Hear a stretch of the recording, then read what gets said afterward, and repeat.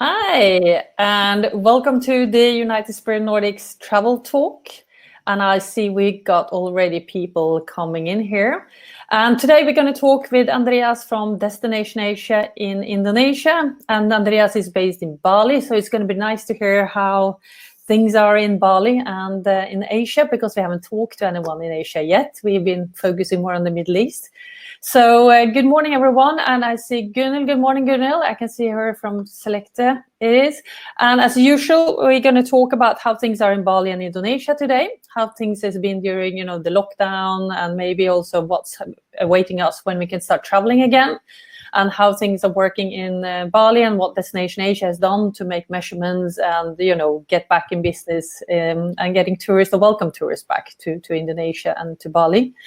And then, of course, all of you is online. You can ask questions on the chat. I will monitor the chat. And I think, and while we're going through a little bit of presentations, and I'm going to ask, of course, Andreas a bit of questions. And we're just going to talk about, how life is as well in Bali.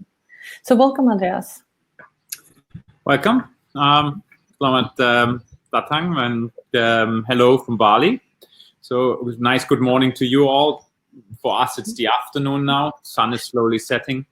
But the weather is brilliant over the past months. Unfortunately, we're enjoying that very much to ourselves at the moment. Yeah. That is the way at the moment. Yes.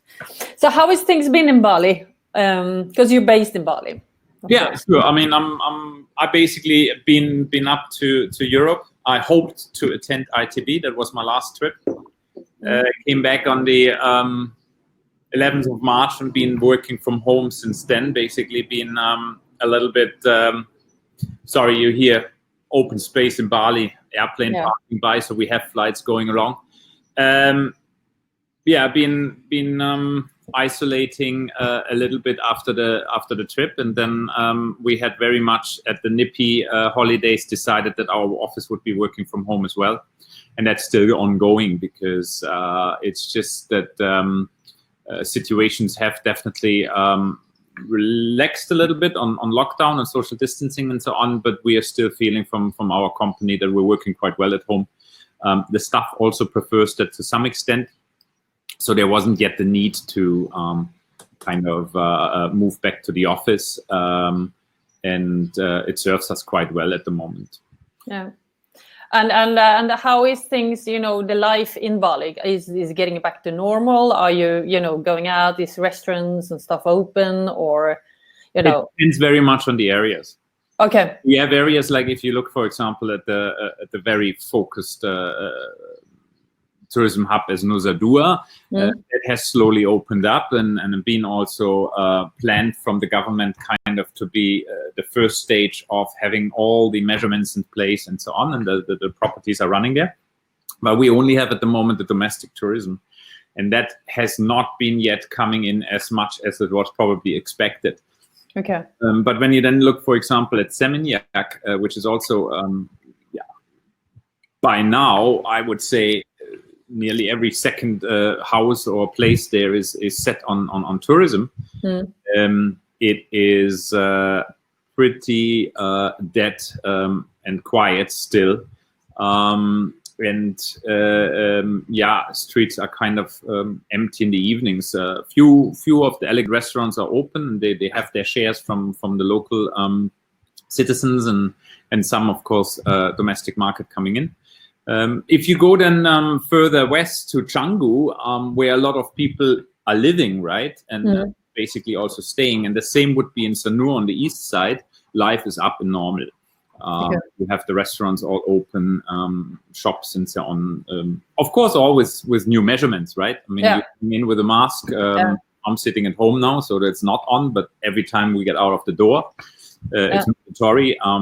People are holding up to that here quite well. It's anyway in Asia, I think, a less issue because it's in the mindset, and you get checked on supermarkets or the restaurants on temperatures. Use a hand sanitizer, and basically, yes, you take the mask off if you sit on your table and your areas. But even then in the restaurants, the social distancing is in place with the table further away and less occupancy anyhow, right? Exactly. It's the same, I would say, as here in Dubai as well. It is the same. We had the beaches closed for quite a while, but they opened up again. So we really tried to lock down areas and the village banja places. Yeah.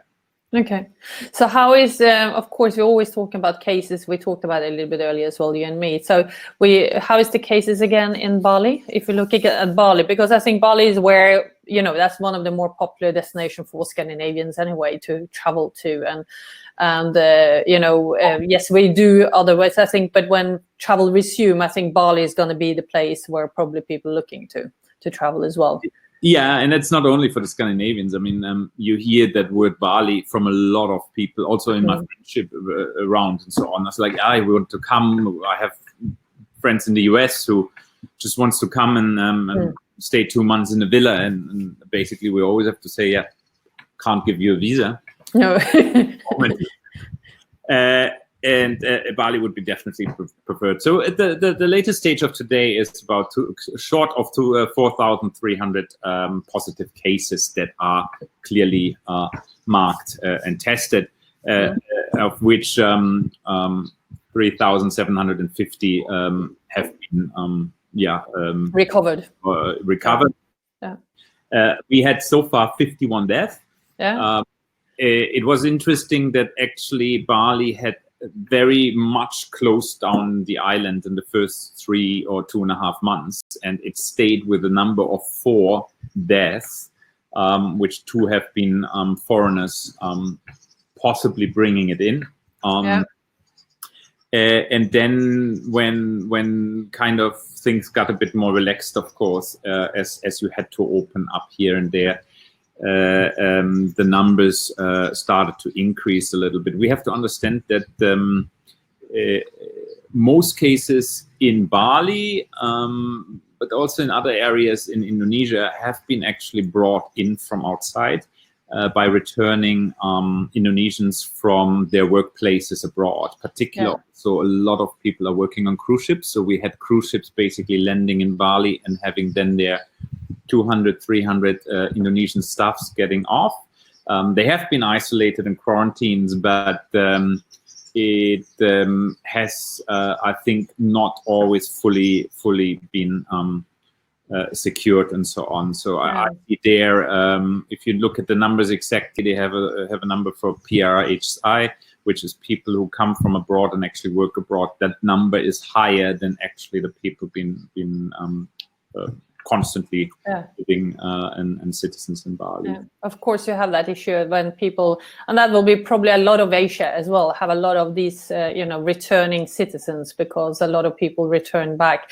Correct. Especially, like you say, cruise ships is a lot of Asians working in, of course, and they've been, constantly trying to get people back home again. I know there is still people out, of course, but also I would probably resume people working abroad who maybe then return back as well. And then, of course, that's an issue as well. I think a very important point that I want to make still about Bali, possibly different than other Asian places. Also, if you look into cities like Hong Kong or Singapore, you have, of course, a lot of air, a lot of action is happening open air, right? A lot of daily life is open air. And the local villages and their chiefs and how they're calling them here, Pecalang, which is something like a local village police, have very much a strong control of the community. And that has helped definitely at the very beginning already to kind of lock it a little bit. And Bali was able, where there were positive cases, to basically just isolate a whole village area and lock this down for a while until it gets all checked up. So the government, also the central government, has also basically always pointed out how well Bali was faring towards the whole country numbers. But in general, Indonesia's numbers, if you would be comparing them on a percentage level with 270 million inhabitants, right, or citizens, they are, of course, minor or not that big. So we understand that, of course, in Western countries, testing facilities and testing things in a much better place and more available than here. Yeah. But all in all, we say that when you are in Bali at the moment, like you are, and of course, understanding from a European point of view as well, you feel safe in terms of, how the measurements are put in place and everything. Because I would say when I'm here in Dubai, I feel safe here because as long as you just do the measurements and you do what we don't socialize too much. You keep your mask on, you have your distance, and you do what you're supposed to do. I don't feel any issues in terms of, I don't feel that I will get.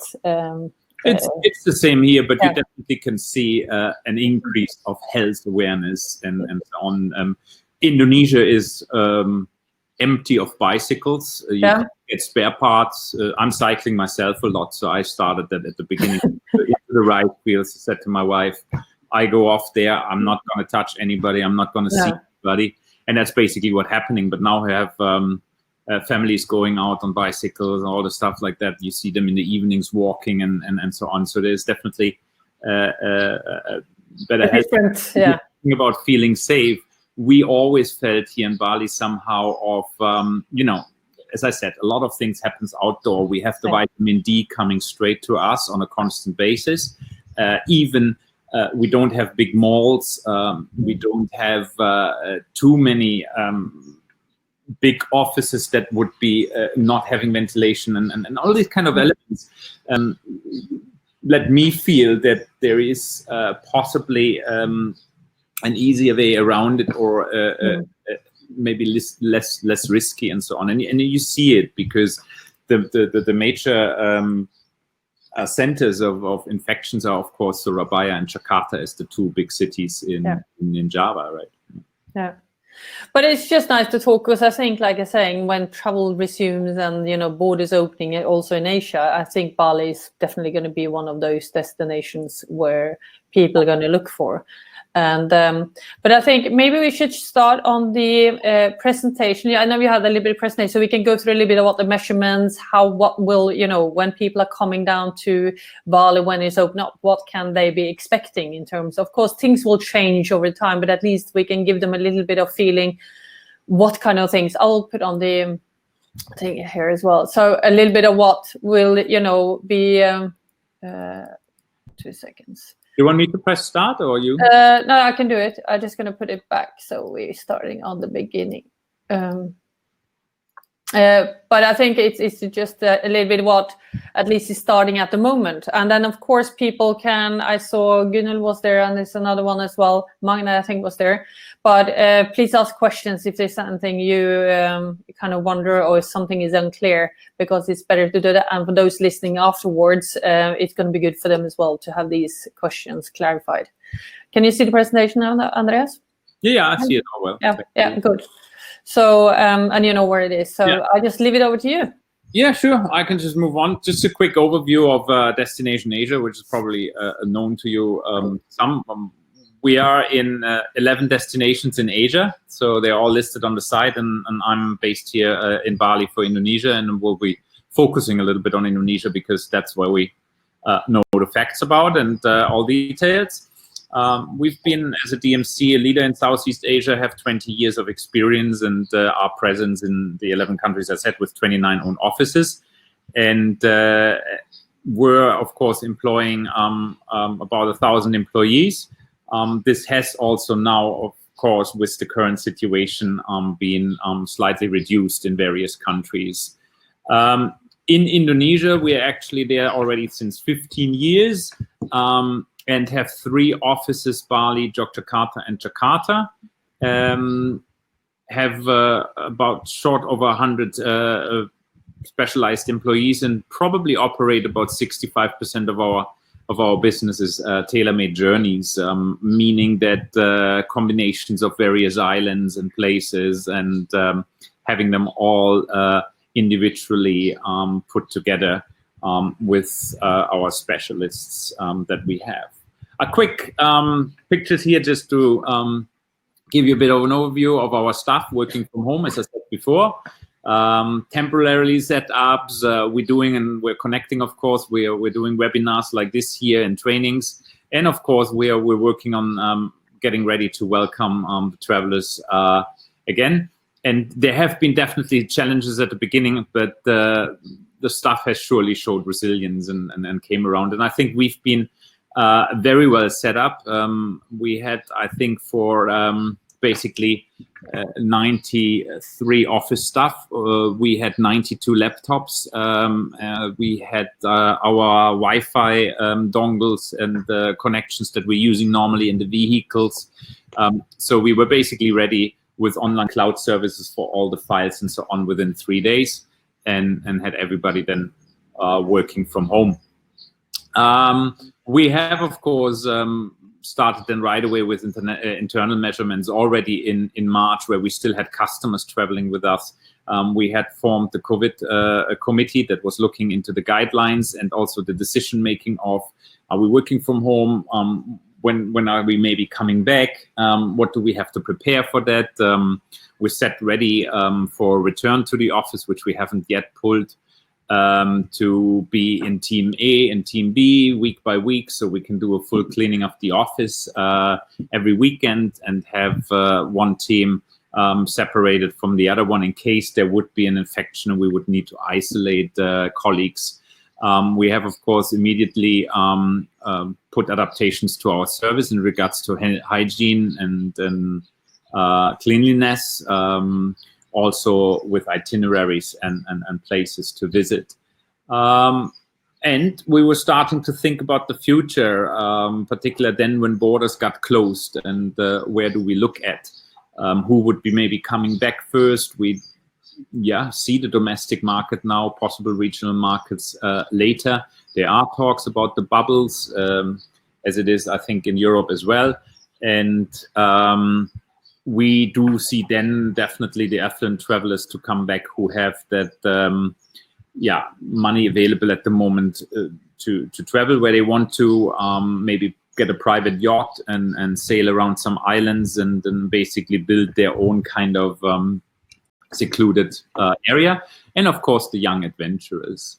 But with this all in mind, and also of course understanding the needed travel provisions, the new sanitized or more hygiene ways to travel, our product team has of course done a full product adaptation to view all our products, and have actually unfortunately also taken quite some products off and marked them as not sellable. We wouldn't now market an Uluwatu visit with a Ketchak dance performance among 500 or 400 people to view. That's just not what will be. So we're looking for alternatives then, and finding these as well, and updating these products. We also understand that we will need to have more villa products, more boutique locations, the secluded locations where we're actually already very well situated, because we have packages down to Pulau Rote or in Sumba and other areas beyond Bali, where somebody could basically combine that and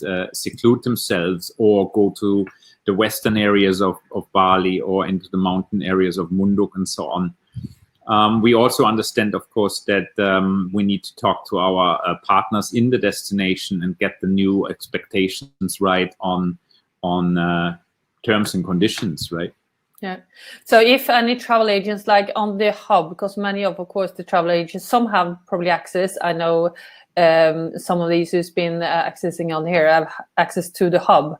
But of course, if new ones, are you updating on the hub as well? So there is like maybe new suggestions and everything on there.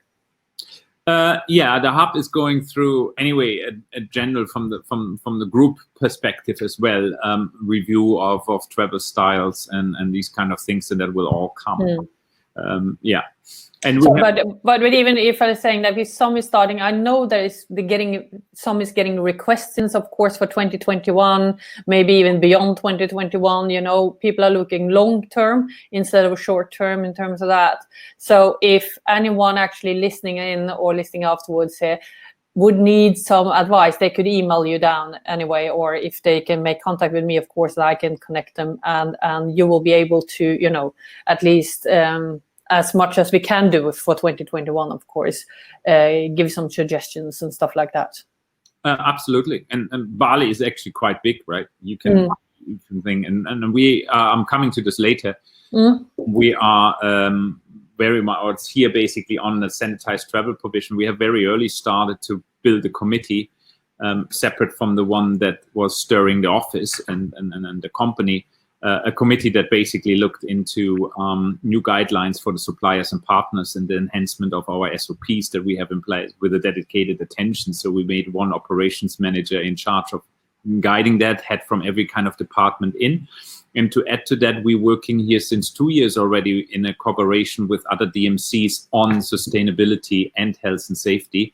And we have used that collaboration with the other DMCs needing to do the same work to set up online checklists, self-assessments for the suppliers that are going to be reviewed and going into a rating system, and then being feedback to the product teams in the DMCs to follow up with the suppliers that we need for our products and may not comply or may have not fulfilled the self-assessment, so that we have a full control that what product we offer is checked down to the bottom in the setup of the protocols that we have laid out under that cooperation as well. And the protocols are, of course, following standard WTO and APTA and other ones that we have been able to receive and have been shared. So that will be of course on all your hotels as well in terms of that. So you will be. We do check the hotels as well. While we have to say that the hotels were, of course, as fast as us. But what we more seen training needs and education, and we're doing that as well, is of course suppliers of somebody who offers bicycle tours in Louis, right, into the right fields, or the cooking class somewhere that we now only offer private, but hand washing facilities, sanitizers, wear masks, and all these kind of things. We'll check these details as well. Okay, cool. And while you said before our hub, we have also, of course, travel updates. That's just here some slides on the side. We have, I think, a 10-page PDF available online that can be reviewed in regards where we in detail explain what are the measurements in each country. And that green one here is for Indonesia. Airports, how do we handle the transport? What measurements do we have in place there? What do our guides do? Trip reports, self-assessments every morning that we have created already to be online available to them, because we tried, of course, any paper to reduce. We will provide for our guests online all their documents and information material easily via QR code. As I said, we have Wi-Fi in the cars generally. Yeah. And there's also a page that is on the last page of the presentation that's online that is updated for every country on the official travel restrictions and possibilities, as well as that we list hotels that are closed down and sites that are maybe not opened yet and these kind of places. Good. So all this is available on the hub for everybody? No, it's on the Destination Asia website under the news. There are various news towards it, and then you can the links, because some of that, like for example, this document is hosted on a Google Drive. Okay. Yeah. It's just so people know where they can get hold of it. So the situation in Indonesia, the initial steps have been, of course, the entry ban for travelers from other countries, very early already in February from China, and then later on the others. There are mandatory health declarations that need to be filled out when you travel. 14 days quarantine was in place from even other regions. Events, festivals have been cancelled, postponed, and even tourism sites have all been closed, and shopping centers. By now, domestic travel is permitted, but the air travel is only valid with COVID tests. So you have to do a rapid test now, show that before you can even check into the plane. On the airplanes, of course, you have to mandatory wear a mask. Some airlines give out the face shields. Garuda as the flagship carrier here, they are, to my understanding, are not, they are adhering to about 70% load factor maximum. and the others are in the same range. There are areas still and regions or provinces in Indonesia that keep restrictions in place at current, like for example the Komodo National Park is at the moment only open with limited numbers of guests for the domestic, and until that was since 15th of August, and before that there were actually only residents of Flores allowed to enter the national park. Social distancing is imposed, mandatory mask wear, and of course increased testing is happening. In regards of the outlook, the latest news, unfortunately, are that the central government is considering and looking at not issuing tourist visas probably before early 2021. We're looking into January. Bali was very keen to open on the 11th of September. That was what the government had kind of in mind, and they worked towards it with all the protocols and so on. But basically, central government says that the cases have not come down sufficiently, and it wouldn't be ready to open now. But we also need to understand, of course, that we do not necessarily have too many countries who would allow their citizens at the moment to travel. So I think it all kind of fits in. And if you look around in Asia, no country is really open except of Cambodia, but there you have to pay the security deposit. And as far as I understand, not many tourists have used that option yet. No. And like I said, most of Asia is, of course, like we're saying, probably looking to open up very late 2020 maybe, or early 2021. And I would think is maybe some of these online as well will agree with me that probably tourists are looking to more 2021 travels rather than 2020 travels anyway, when you're going that far. And maybe also when we have more maybe not certainty probably what we can have in this situation, but maybe a little bit more an overview of what's happening, because since we see with Europe going up and down, maybe it's a little bit longer. But I think people are looking as well now to 2021 for bookings as well. So it's always good to have in mind what's happening. Correct. Yeah, here a quick slide just to say new service practice. When you enjoy a trip with us and visit attractions, as I said before already, we have done a full review of our products and checked with suppliers. Body temperatures will be checked, hand sanitizers will be available, as well as face mask is mandatory in our vehicles. We're working at the moment also on these shield options, and the same will be kind of in place at sightseeing locations. We know that already for larger temple visits and so on, that they will have the health kind of guidance there. They will also check temperatures, and mask wearing is going to be mandatory.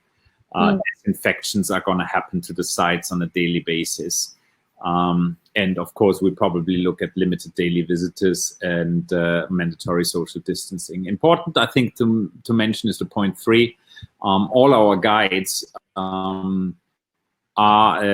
already advised, but we're still in the process of doing further training with them, and we have to do the refresh again because it's going to be a couple of months. But to discuss itineraries, in particular, look with customers to reroute and go past stops at larger sites outside of the main visit times, and maybe even a customer is fine to not visit that large temple and rather go to a small one that the guide knows personally very well, and so we are definitely holding them up to a high level of flexibility. I was just thinking, Andreas, the thing is that for travel agents or tour operators, this is also kind of a way to also, sell a full trip as well, because we're saying like there is less, people admitted to different, excursions, and of course everything is less at the moment. We can see that everywhere. There's less vehicles, there's less, and less people are admitted into certain visitors areas. So I think on the aspect of a tour operator, we can see that you need to maybe have a more of a full, like before, maybe people booked, hotel and flights and maybe one excursion or something which they needed to do beforehand, and then they took everything, a little bit more flexible in terms of that, where I think the flexibility might not be in place because you have to pre-book some, you have to, it's getting full quicker. So you will have an excursion or a temple saying, no, sorry, that day we have enough, we're full for visits, so you can't visit. So suddenly if they're coming down and winging it, it ends up they not being able to do any excursion because all the sites are full. So I think it's very good for the tour operators as well to be able to and what pre-book and more tailor-make the trip, basically. Yeah, what you're saying is absolutely right. Komodo National Park is already starting up with an online booking kind of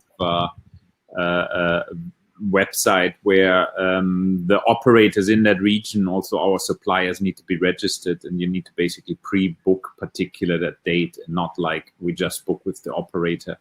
So that will come. But I also believe that customers and guests who will travel in future will look much deeper into the details of an itinerary and who is supplying what kind of part to them, and what stands behind that in regards of name and trust. Yeah, we're ready for that, and I think we in Indonesia, we've been leading on health and safety anyway for the past years already, and have been basically just turned that up a notch and enhance the SOPs. Yeah. But while we talked about the hotels, this is a long list, as you can see, and I think that's basically in every destination kind of, because the hotels there've been clear guidance for hotels, I think, very quick from the WTO, and these are very much applied in the destination here by properties. Of course, if you have the larger branded ones, they have then also their own kind of corporate guidance, and the one maybe have shields in a restaurant between tables, the other one works with the distancing. What we've seen very much, of course, in a destination like here, everybody was right there and said the pool lounge chairs are going to be separate. We're going to have different seatings for restaurants. You might need to pre-book also your breakfast time. And these are the things that will come into place now, where people maybe or guests maybe have to plan a little bit better or forehead of their stay in the property itself. So also for check-in, I think the main things is, of course, your check-in. So I can see that you see there's a possibility for room check-in or online as well. So those ones, I know, of course, if you're part of a bigger chain like Marriott and stuff, they have online check-in. So you can do your Bonvoy kind of app and check in, get your room numbers and your room key, and use your mobile phone as your key, basically. But I think in the smaller boutique ones, which is probably or your villas, if you're renting a villa in Bali, of course, then it won't be would be any problem because you're only the person or the family in there. But the small boutique ones, they probably will be maybe doing room check-in, so you don't need to stand and wait around in the lobby or. Yeah, which, to be honest, many of them have already done as an enhanced service provision before that, because they are boutique and they have that possibility and stuff in place to basically go with the guests to the room and do everything in the room for the check. So basically, I'm looking on the service perspective. It just becomes a little bit more, I think, enhanced service in one way, because you can do either you go straight to your room. You've been on a long flight. It's quite nice to just go straight in the room, get the formalities done there, and not hang around. And even if you do the online as well, you can actually do it in your wait from the airport. You can start your check-in already there if you do an online things, and you're done when you're coming. So basically you can just get sanitized or probably temperature checked, and then you go straight into your room as well. Yep. So are they doing these manual temperature checks, those who's open now, or do they put up these, what do you call them, the frames basically where they're checking temperature? No, not at the restaurants or properties yet. No, No. I haven't seen these frames that you would walk in. I think it's basically manually. Many of them are moved from forehead to hand, Yep. which is a little bit politer, I think. Yeah. But it's generally manually. Okay. Which is quite fine as well. We are also, I can see them moving here as well from head down to hands or arm. They do it on as well. So.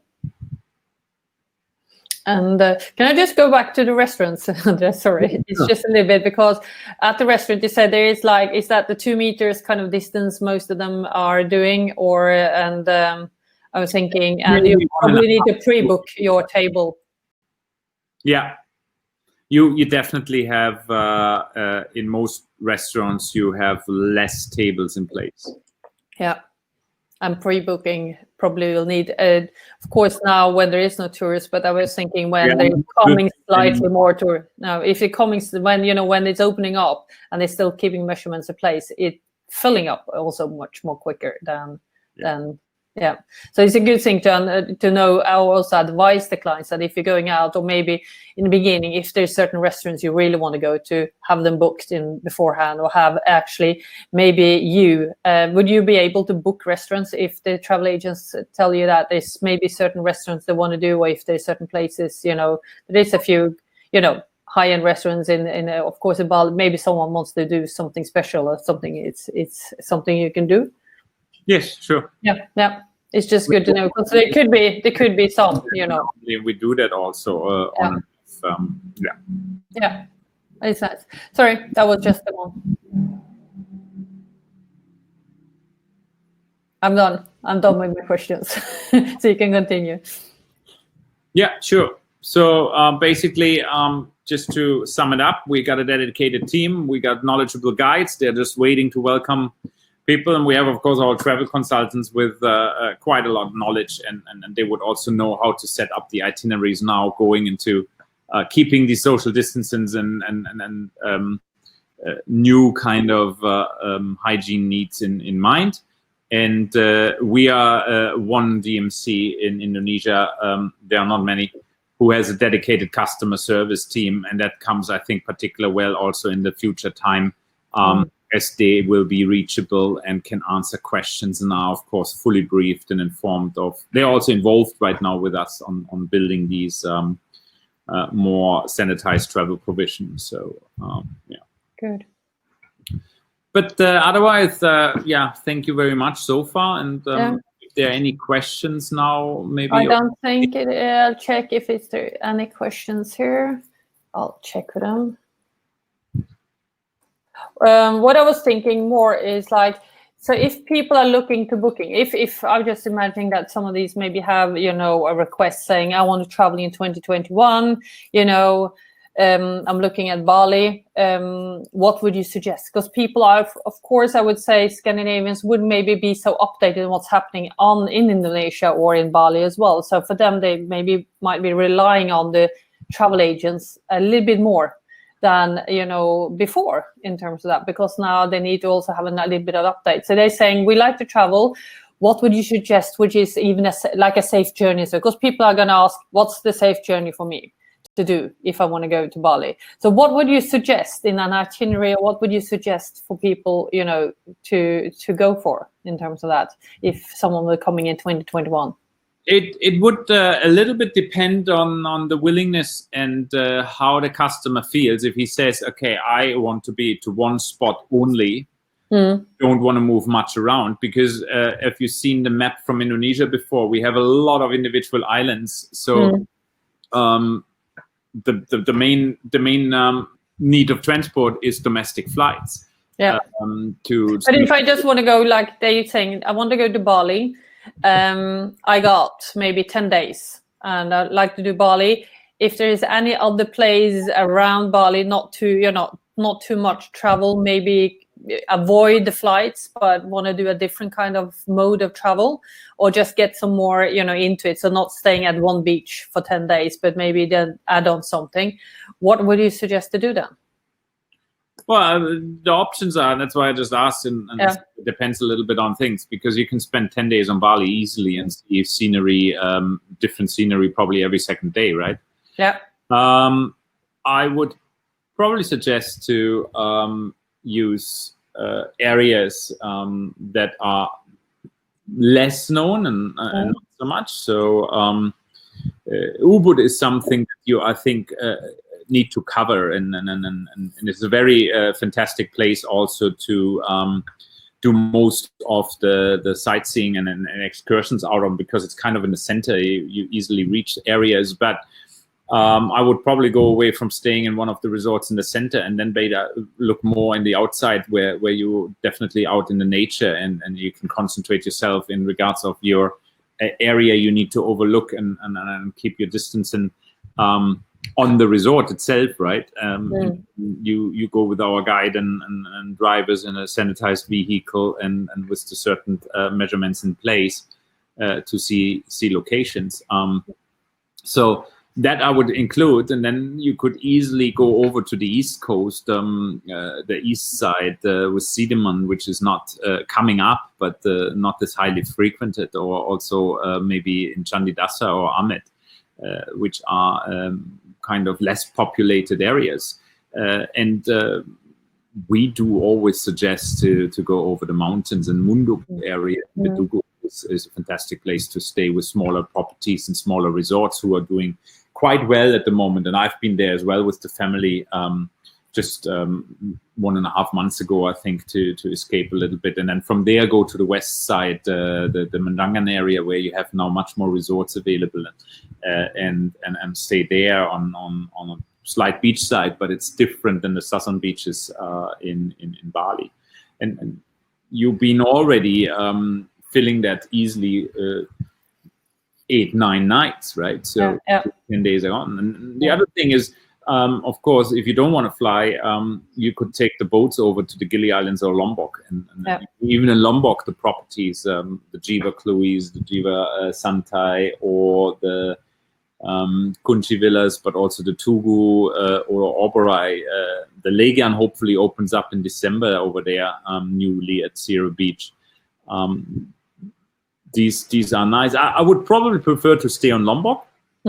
It's a little bit wider stretch, so it's not this dense than going to Gili Trawangan, because you will also have a lot of young crowd going there first again. If it needs to be the Gilis, then probably Gili Meno or Gili Air as a location. But I think staying in Lombok would make me feel more secure, and then doing day trips over there.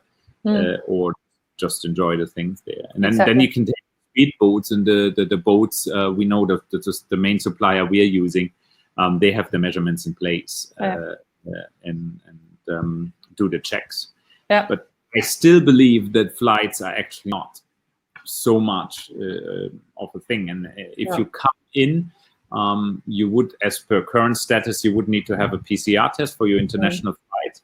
Most of them, some of them. I know, of course, with Emirates, you need to have a negative test to check in. Basically, I'm flying on Sunday, so I'm waiting for my results today.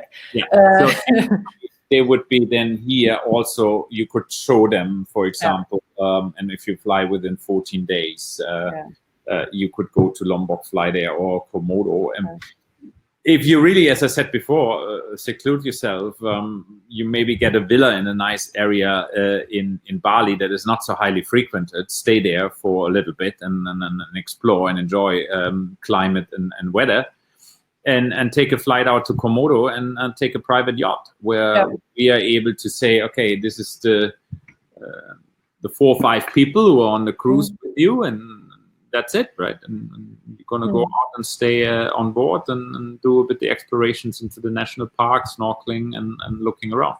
Good, because I think that's a little bit ideas they need to also have, like, what can we offer them and where is the measurement per day? Because people are going to ask, what's safe travel for me? Is this a safe, what kind of safe travel can you offer me in terms of that? Another thing, when we talk a PCR test, of course, with Emirates, if you fly with Emirates at the moment, you need a negative test, so you need to have a test which is 96 hours maximum. So if people, of course, it's hard to say now because it's not open for tourists, so tourists can't come. But in case, would that be, something which could be easily done in Bali as well? I was thinking, because I think that measurement is going to maybe come into more airlines asking or saying that they want. You mean for your return flight? Yeah, for a return flight. Yeah. So that wouldn't be a problem. It's cheap, unfortunately, but I think that will slowly improve. Hospitals have that already in place. Yeah. Siloam here in Bali is just getting ready to fix that again. Before it was that for a PCR test, you had to send it to Jakarta and wait for about 4 to 5 days. Okay.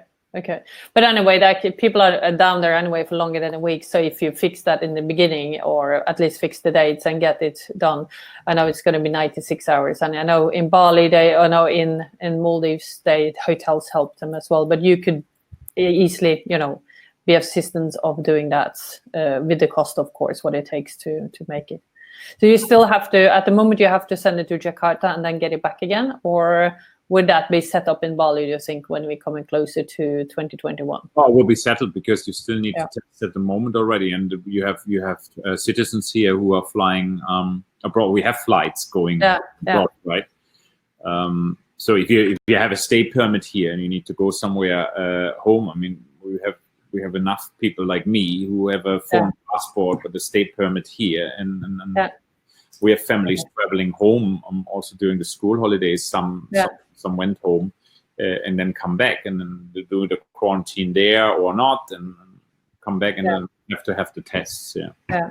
Okay, good. It's just good to know, I think, for the travelers to know that is not an issue, because I think maybe more and more airlines is going to introduce that, PCR test or mandatory PCR test. I think it's coming. I think we will be soon seeing PCR tests to be coming back within a few hours. Yeah, good.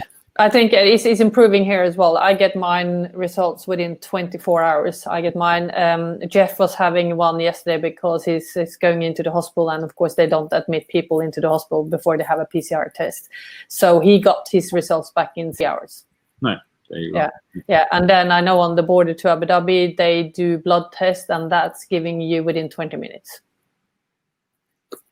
So it's improving. I think it all depends what kind of testing you're doing in terms of that. So so it's a lot of, so it's improving. I think it's going to be, but of course that is also something I said that I think it's an extra, like you do add on a transfer, add on transfer and the PCR test. That's basically going to be on your itinerary. You include that as an add-on, cost onto your itinerary. It's I think that's going to be something we just get used to. It's you have transfer and you have PCR test, and then you have the total on down there. But this is something you can help them, or Destination Asia can help, when we start traveling as well, to get these things done. Good. I think we covered a lot, and I see there is no questions coming up from them. We probably made, and like I said, it's hard to do maybe also questions. Are pretty clear, she says, Gunhild. I guess you will share the presentations and links to the updated COVID sites. Are you okay with me sharing the presentation? Can I do that? Yeah. Presentation. That's not a thing. Yeah. That presentation is we will basically do one for all the webinars. We do a little bit different and depending on and stuff like that. So you will not find that necessarily on our pages. But you can share that, of course. I'll share it, Gunhild. So you and I send it out on the emails I send out afterwards, and so they can have it, and also with the COVID test sites as well, because I think that's people are interested, so they can read down and see all the measurements and stuff as well and everything. Yeah. But I think that was it. It was a pleasure, Andreas, and thank you for taking time in your Friday afternoon. We'll see if there's going to be maybe in a few months another one. Yes, that's what I'm thinking. When we're getting closer, I think when we're coming into September or October, I think we might need to have a catch up and then do an update, because then we may be also coming closer to an opening and we know more about what's happening. And also most of the travel advices in Scandinavia is changing in end of August. I know in Norway it's 1st of October. They extended everything for 1st of October.